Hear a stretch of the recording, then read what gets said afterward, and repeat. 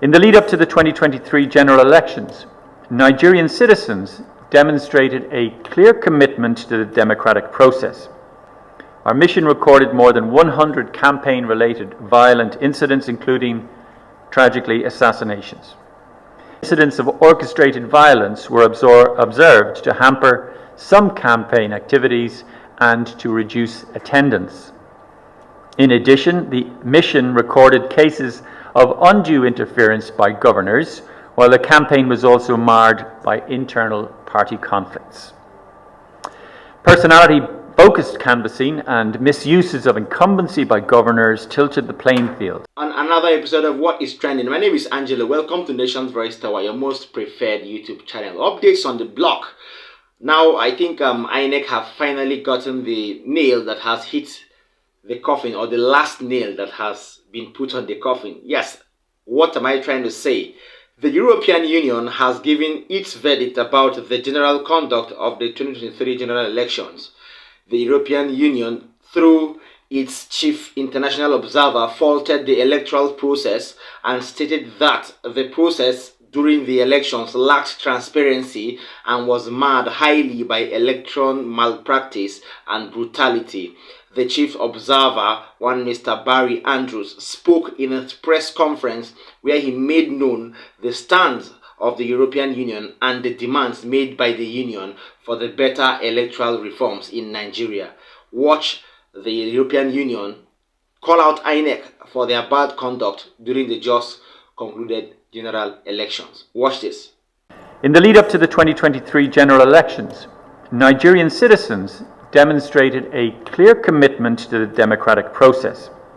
That said, the election exposed enduring systemic weaknesses and therefore signal a need for further legal and operational reforms to enhance transparency, inclusiveness, and accountability.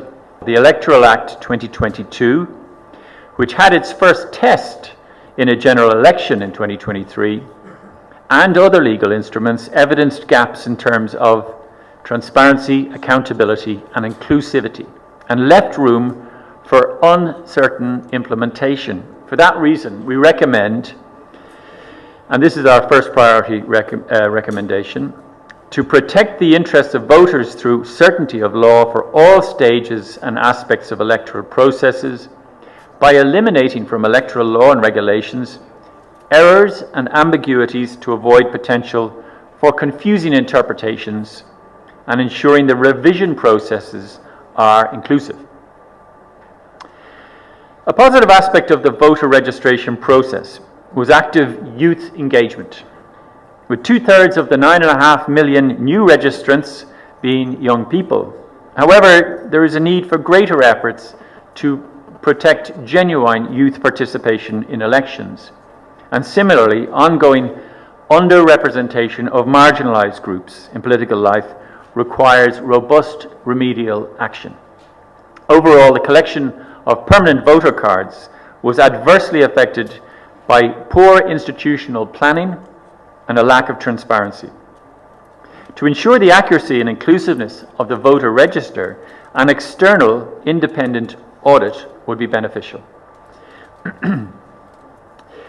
The campaign was competitive, with freedom of assembly largely respected, as evidenced by the nationwide conduct of rallies. However, challenges such as the naira, cash, and fuel scarcity and incidents of orchestrated violence were observed to hamper some campaign activities and to reduce attendance. In addition, the mission recorded cases of undue interference by governors, while the campaign was also marred by internal party conflicts. Personality-focused canvassing and misuses of incumbency by governors tilted the playing field, leading to increased polarization, driven by divisive rhetoric based on ethnicity and religion. Candidates' prospects to meaningfully campaign also were negatively impacted by a high level of disputes resulting from candidate registration.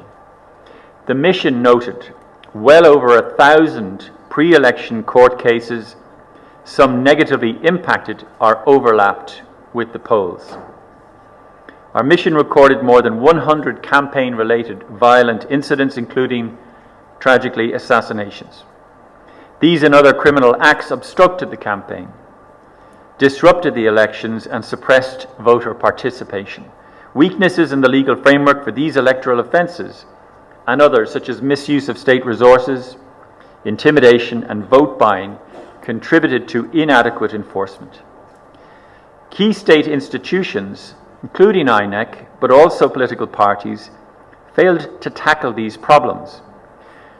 Coming to our second priority recommendation, we consider there is a pressing need to address impunity for electoral offences through robust, well-defined and effective interagency coordination governed by clear rules on non-partisanship, optimization of resources, delivery of effective investigation and sanctioning, and provision of regular public consolidated information on outcomes.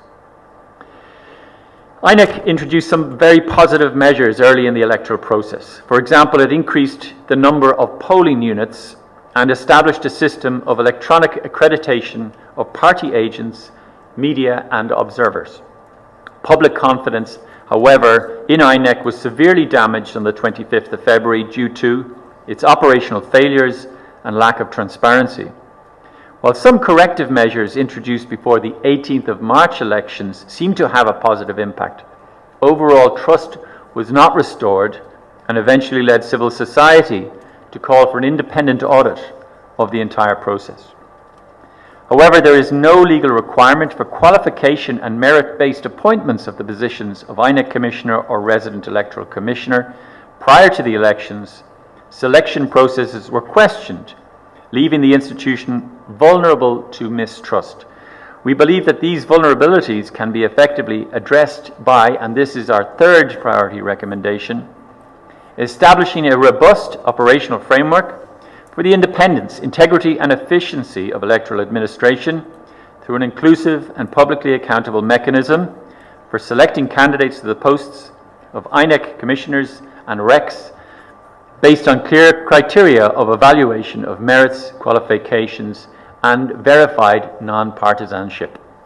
All right, that was the video there. I will say that, that means finally it's not only Nigerians that have the details or first-hand information of what happened during the election period, because from what the EU is saying, from what the European Union is saying, that means somehow they have first-hand information over what happened during the electoral process. And this could actually be the last nail on INEC's coffin, because for international observers to really observe that there was no transparency, neither was there a sort of free and fair election and credible elections, to be precise. That means there are more questions not to answer to Nigerians alone, but to answer to the international community. So I urge Professor Mahmoud Yakubu and his fellow national commissioners, Festus Okoye and so on, to brace themselves, because I think they have lots of questions, cross-examinations to undertake, aside the response that has been stipulated for the 3rd of July. I feel INEC has lots of questions to answer as regards the conduct during the general elections. That is that on that update. I have something different. Former Senator representing Kaduna Central Federal Constituency, Shehu Sani, has spoken on the role of the APC in preventing the opposition parties in the National Assembly from playing the role of opposition. Yes, if you know Shehu Sani so well, he is known for his doggedness and his straightforwardness. The former lawmaker stated this in an interview where he alleged that the G5 governors from the PDP are aiding and helping the APC in securing a minority leader who will do their biddings. That is, let's say, a rubber stamp minority leader. That is what Senator Shehu Sani is alleging. Well, without breaking the whole story to you, let me give you that interview where he said this and even more, so you will understand the politics that is being played in the National Assembly recently. Thank you once again. Well, a minority leader is supposed to be a representative of the minority legislators in the Senate or the House of Representatives. And by that, it means that he is going to be the galvanizing factor and also the symbol of the opposition in the parliament. Now, what the ruling party is trying to do is to see how they can foist a minority leader that will be in sync with their programs, policies, and also agenda in the National Assembly. And by that doing, they are trying to prevent the opposition from playing its role as an opposition. They want a lackey, a stooge, or someone who is not going to be hostile to them. Well, that is politics. But what is actually going on in the National Assembly today on the politics of minority leader is that in the ruling, in the major opposition, which is the PDP, there are factions, the G5 faction and also the mainstream party. So what the G5 are trying to do is to help the ruling party by having a minority leader that will simply play the card of the ruling party. And if you have a minority leader who is an agent of the ruling party, simply you have a stooge, and almost he is going to synchronize and also be another rubber stamp minority leader. So in earnest, a minority leader is supposed to be one that will stand for the opposition and that will form an alternative representative in the parliament, and that one that will present and also forward the agenda of his party. But they are trying to prevent the opposition from playing its role and doing that in a due process way by having simply a minority leader that will be in sync with the ruling party. So that's what they're trying to do. Right, yes, the video there, and I will say precisely that Senator Shehu Sani is no stranger to the National Assembly and to lawmaking, and he's no stranger too to legislation, because in the past he has been a senator of the Federal Republic representing his states and his constituency. So we wouldn't say that he is alleging. He is not alleging. He knows what he is saying. And when a lawmaker like that knows what he is saying and is pointing at a particular direction, that means in no time there is going to be chaos. Because from what he's saying, the G5 is playing a major role in the National Assembly, which is none of their business. So I don't know why the G5 is indulging in playing a high level of politics in the National Assembly in order to aid the APC. Well, the damage you did during the elections is quite enough. So don't follow it up with more catastrophic political moves or political play in the National Assembly. That is that for G5 governors and for those in the National Assembly to please retrace their steps and do the needful. Finally, one Mr. Shedrack Haruna, a United Kingdom-based lawyer and a former prosecutor, legal advisor and counsel with extensive experience in mitigation, has spoken about drugs from the NDLEA, that is the National Drug Enforcement Agency, Drug Law Enforcement Agency. And this particular allegation came out sometime last week, where there were lots of complaints that drugs allegedly found their ways back into the market after being seized by the NDLEA. He opined that the agency destroys all drugs seized from the offenders and with immediate effect and all of that. Well, he works with the commission, so we wouldn't expect something less.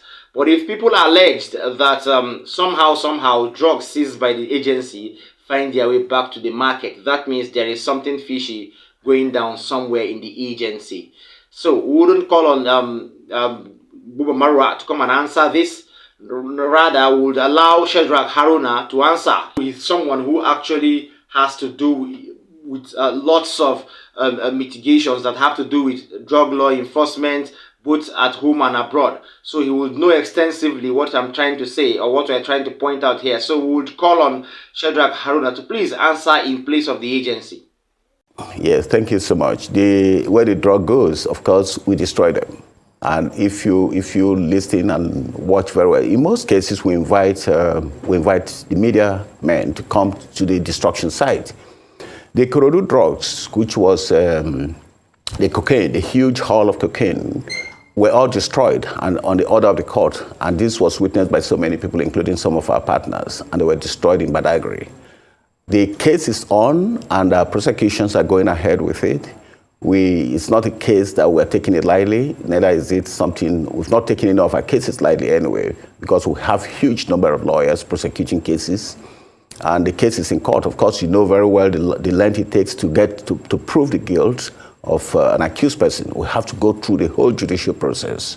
We don't just send people to jail or send them or keep them in incarceration without trial process. So they're undergoing trial process. The drug have been destroyed already because we don't want them to be either to face any threat of being taken by either drug syndicates again. So the allegation that drugs find their way back to the market is something that I don't know how it happens, and I've not seen it happen. Because since I joined the NDLA, I've seen the way the system works and the way the accountability of drug in our exhibit room is something. It's so difficult for anyone to say he wants to take exhibit and take it back to the system. Certainly in life. Let me take you up on that. Drug found their way back into the system. You remember the Abba Kyari case. So if you say you've not seen how it works, you remember the Abba Kyari case. That they said there was a joint where to be able to track a drug dealer, and the next thing, Abba Kyari was brought into the case. How come that happened? So there's always a great level of connivance with people in authority. So I gave you one example, the Abba Kyari case. What will you say about that? Well, I cannot rule out completely the Abba Kyari's case, and I don't want to go into depth discussion in that case because it's still in court and it's sub judice at this point. But just to tell you that the case was not really NDLA. The issue was NDLA actually made the discovery that it was going back to the system through to some of our partner, law enforcement agencies. So it is not NDLA. I'm talking squarely about how NDLA handled drugs seized from offenders. We don't allow drugs, and we have a system, foolproof system, that drugs immediately seized is highly accounted for by officers. And then from the point of seizure to the point is taken to court and the condemnation by court to be destroyed, we give accounts of everything. Indeed, on the day of destruction, the judge in the jurisdiction where the drug is being seized and destroyed will also be in attendance to witness that these drugs have actually, the number of drugs forfeited has actually been destroyed. So we have a line, we have a system in place to ensure the accountability of every drug seized at the point of seizure and the point of arrest. But where some other sister agencies are involved, and they have to transfer these drugs to us. And of course, I tell you, because of the money involved, so many people are really out to see that they are also involved in drug control, particularly when it is not even their responsibility. So of course, we don't say no to that, so long as they cooperate with us, because we like that cooperation. We want them to cooperate with us, because what we need is coordination and cooperation to ensure that we rid the street of drugs and we make well. But where some of them want to develop their own how do I put it, some of the corrupt tendencies to say that the drug is taken back to the street again is something that is beyond, and is certainly not NDLA. Because, like I said, I've not seen it happen, and the system I met on ground, and the way it has been strengthened for now is something that it will be difficult for an officer of NDLA to take such drug back to the street. All right, welcome back. If you're just joining us, this is still Nation's Voice Tower, your most preferred YouTube channel. I would say that before I go further, let me urge our viewers, both incoming and already existing subscribers, to please tap the subscribe button. Also tap the notification bell so you will get updates anytime we drop new videos. And then don't forget to like and share this video. Watch till the end and drop a comment for us in the comment section anytime, any day. We will answer you. So that is that. I would well, I wouldn't say much on the agency's issues because we've linked one or two issues of seizures of illicit drugs coming to the country, and we've seen them maybe one or two hanky-panky games going on within the agency. But we cannot say that because none of us has the video evidences of these occurrences. Hence, we will keep our peace. So Shedrack Haruna has defended the agency, and we hope it is as he has said. Thanks for always staying glued to Nation's Voice Tower, and keep a date with me in my next video. See you next time. Bye.